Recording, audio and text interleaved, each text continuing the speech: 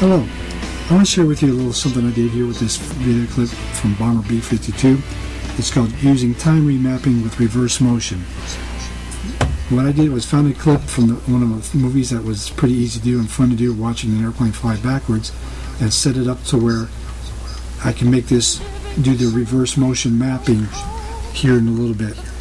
But one of the first things I did before I started this process was, once I put the video clip in the timeline, I did some quick editing with the Ripple edit tool. Got rid of a kitchen scene that was at the beginning and end of this particular clip, which really had no value or purpose into this clip in this project that we're working on.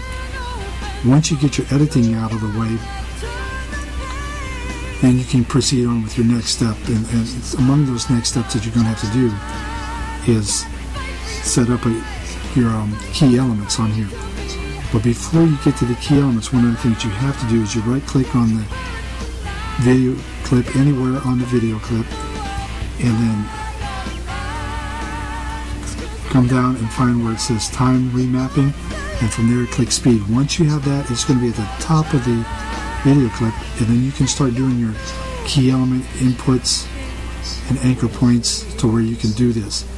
What I did, I set this up with about 4 or 5 initially, did some practicing with it in between the clips, shorter distances. Then I got a little braver, went longer distances to where I had a beginning and end key element to set up to make this thing work in reverse order. And Karl Malden, great actor, never really got enough credit for his stuff, but he was great in this movie. When I was in the Air Force as a crew chief, he was what we call a stereotypical crew chief. But here in just a minute, you see the B-52 just barely on the screen anymore. We'll stop, get ready for the transition here in a moment. And now, like it says, let's watch things go in reverse. Now, to set up to go in reverse motion, one of the things that you have to make sure you have is the rubber band that's going to come up on the video clip. And with that in place, then you can set your key elements in place wherever you want them.